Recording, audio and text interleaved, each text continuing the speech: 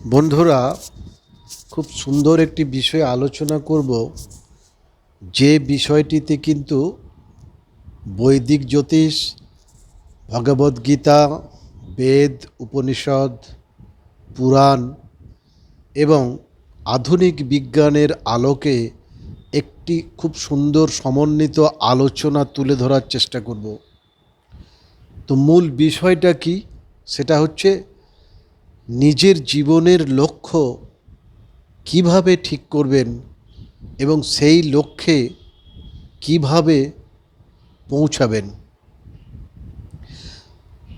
মানুষের জীবনের সবচেয়ে গুরুত্বপূর্ণ প্রশ্নগুলির একটি হলো, আমি কেন জন্মেছি? আমার জীবনের প্রকৃত লক্ষ্য কী এবং সেই লক্ষ্যে কিভাবে পৌঁছাবো? এই প্রশ্নের উত্তর খুঁজতে গিয়ে কেউ দর্শনের কাছে যায়, কেউ ধর্মের কাছে, কেউ বিজ্ঞানের কাছে, আবার কেউ নিজের অভিজ্ঞতার কাছে।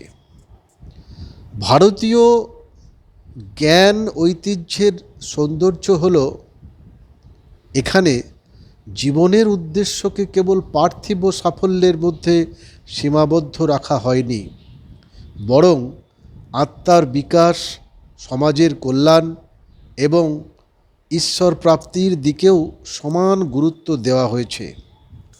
এই আলোচনায় আমরা দেখব বৈদিক জ্যোতিষ, বেদ, উপনিষদ, ভগবদ্গীতা, পুরাণ এবং আধুনিক বিজ্ঞান কিভাবে পরস্পরের পরিপূরক হয়ে জীবনের লক্ষ্য নির্ধারণের পথ দেখায়। লক্ষ্য নির্ধারণের আগে কতগুলি বিষয় কিন্তু নিজেকে জানতে হবে, সেটা কিন্তু খুব জরুরি। সেটা হচ্ছে, উপনিষদের অন্যতম শিক্ষা হলো আত্মানং বিদ্ধি, নিজেকে জানো। আমরা সাধারণত অন্যদের দেখে নিজের লক্ষ্য নির্ধারণ করি। কেউ ডাক্তার হয়েছে, তাই আমিও হব। কেউ ব্যবসায় সফল, তাই আমিও ব্যবসা করব। কিন্তু প্রকৃত প্রশ্ন হলো, আমার স্বভাব কি? আমার শক্তি কোথায়? আমি কোন কাজে আনন্দ পাই? কারণ নিজের প্রকৃত স্বভাবকে অস্বীকার করে দীর্ঘদিন সফল হওয়া সম্ভব নয়।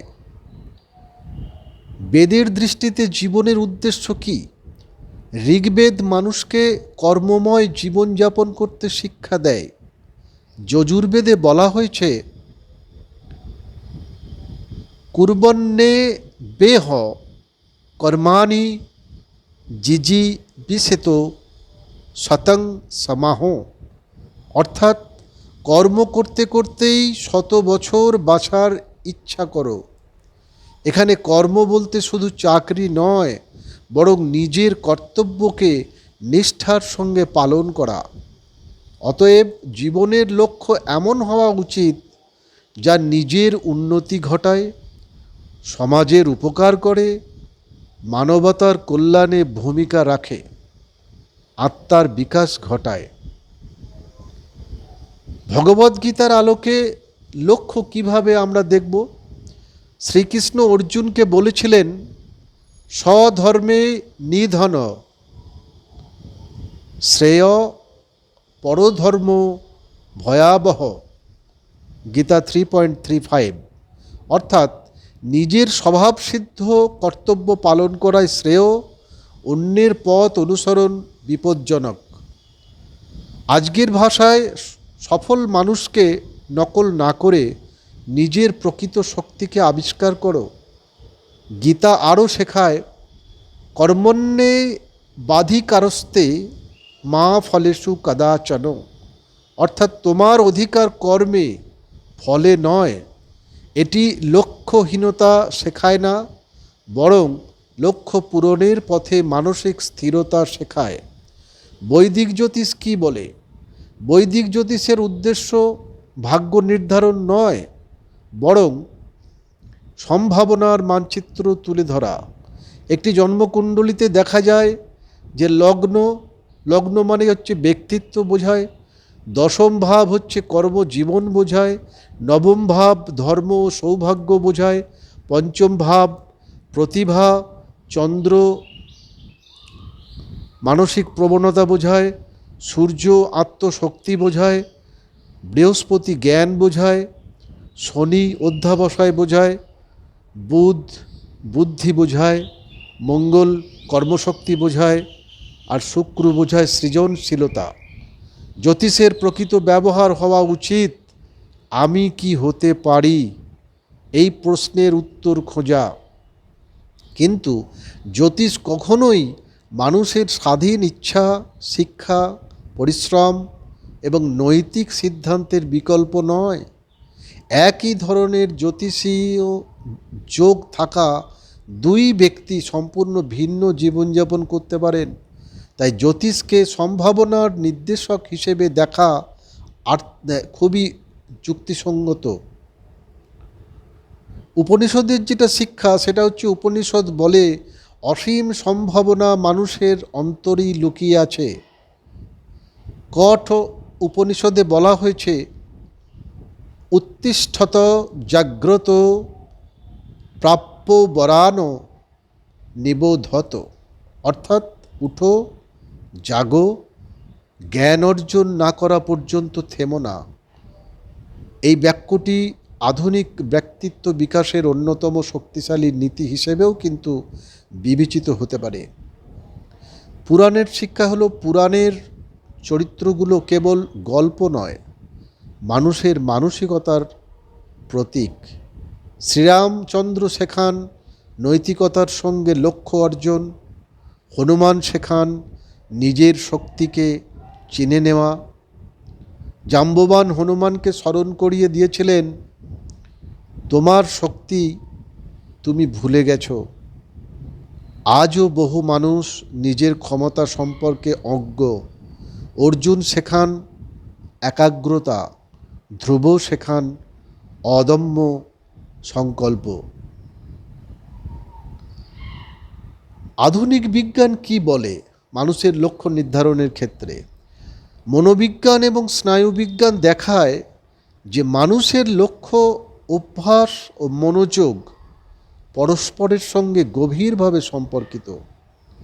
গবেষণায় দেখা গেছে যে স্পষ্ট লক্ষ্য থাকলে সিদ্ধান্ত নেওয়া সহজ হয়। ছোট ছোট নিয়মিত অভ্যাস দীর্ঘমেয়াদী সাফল্যের সম্ভাবনা গড়ে তোলায়। বারবার অনুশীলনের ফলে মস্তিষ্কে নতুন স্নায়বিক সংযোগ অর্থাৎ নিউরোপ্লাস্টিসিটি তৈরি হতে পারে, যা নতুন দক্ষতা অর্জনে সহায়তা করে। অন্তর্নিহিত প্রেরণা ইন্ট্রিনসিক মোটিভেশন সাধারণত দীর্ঘস্থায়ী প্রচেষ্টাকে বেশি সমর্থন করে, অর্থাৎ প্রতিভার চেয়ে ধারাবাহিক অনুশীলন অনেক ক্ষেত্রেই কিন্তু বেশি কার্যকর। লক্ষ্য নির্ধারণের বাস্তব পদ্ধতিটা কি হতে পারে তাহলে? প্রথম ধাপ হচ্ছে নিজেকে জানুন, নিজেকে প্রশ্ন করুন কোন কাজ করলে সময়ের হিসাব ভুলে যাই, কোন সমস্যার সমাধান করতে ভালো লাগে, মানুষ আমাকে কোন বিষয়ে সাহায্য চাইতে আসে, আমার সবচেয়ে বড় শক্তি কী। দ্বিতীয় ধাপ হলো মূল্যবোধ নির্ধারণ করুন। আপনার জীবনে কোনটি সবচেয়ে গুরুত্বপূর্ণ? সততা, স্বাধীনতা, জ্ঞান, সেবা, সৃজনশীলতা, আধ্যাত্মিকতা। লক্ষ্য যেন মূল্যবোধের সঙ্গে সামঞ্জস্যপূর্ণ হয়। তৃতীয় ধাপ হলো দীর্ঘমেয়াদী ও স্বল্পমেয়াদী লক্ষ্য শিখুন। 5 বছরের লক্ষ্য, 1 বছরের লক্ষ্য, 3 মাসের লক্ষ্য, আজকের কাজ। চতুর্থ ধাপ হচ্ছে প্রতিদিন ছোট পদক্ষেপ। প্রতিদিন 1% উন্নতি, 1 বছরে সেই উন্নতি বিশাল পরিবর্তন এনে দিতে পারে। ব্যর্থতার ভূমিকা। মহাভারতে যে পাণ্ডবরা ছিল সেখানে দেখা গেছে কি পাণ্ডবরা বহুবার ব্যর্থ হয়েছেন। শ্রীকৃষ্ণ তাদের কখনো বলেননি সব শেষ, বরং প্রতিটি ব্যর্থতা থেকে শিক্ষা নিয়ে এগিয়ে যেতে বলেছেন, আধুনিক মনোবিজ্ঞানও কিন্তু তাই বলে। ব্যর্থতা শেখার প্রতিক্রিয়ায় একটি অংশ। যে ভুল থেকে শিক্ষা নেয় তার সেই ব্যর্থতা ভবিষ্যতের শক্তি হয়ে উঠতে পারে। আধ্যাত্মিকতা ও লক্ষ্য, যদি লক্ষ্য কেবল অর্থ, ক্ষমতা বা খ্যাতি হয়, তাহলে তা অর্জনের পরও কিন্তু শূন্যতা অনুভূত হতে পারে। উপনিষদ এবং গীতা শেখায় জীবনের সর্বোচ্চ উদ্দেশ্য আত্মবিকাশ, জ্ঞান এবং ঈশ্বর সচেতনতার দিকে অগ্রসর হওয়া।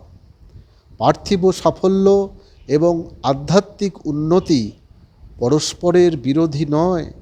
নৈতিকতা, আত্মসংযম ও সেবার মনোভাব থাকলে তারা একে অপরকে সমৃদ্ধ করতে পারে।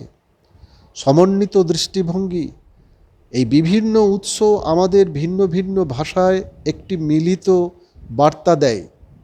বেদ বলে কর্তব্য পালন করো, উপনিষদ বলে নিজেকে জানো, গীতা বলে নিষ্কাম কর্মে অবিচল থাকো, পুরাণ বলে আদর্শ চরিত্র থেকে শিক্ষা নাও। বৈদিক জ্যোতিষ বলে নিজের স্বভাব ও সম্ভাবনাকে বোঝার চেষ্টা করো, তবে তা কখনোই পরিশ্রম এবং নৈতিক সিদ্ধান্তের বিকল্প নয়। আধুনিক বিজ্ঞান বলে স্পষ্ট লক্ষ্য, নিয়মিত অভ্যাস, মনোযোগ এবং ধারাবাহিক অনুশীলন সাফল্যের সম্ভাবনা বাড়ায়। পরিশেষে যে বিষয়টা বলা দরকার সেটা হচ্ছে, জীবনের লক্ষ্য কোনো একদিন হঠাৎ আবিষ্কার হয় না। এটি আত্মজ্ঞান, অভিজ্ঞতা এবং অধ্যবসায় এবং মূল্যবোধের সমন্বয়ে ধীরে ধীরে স্পষ্ট হয়ে ওঠে।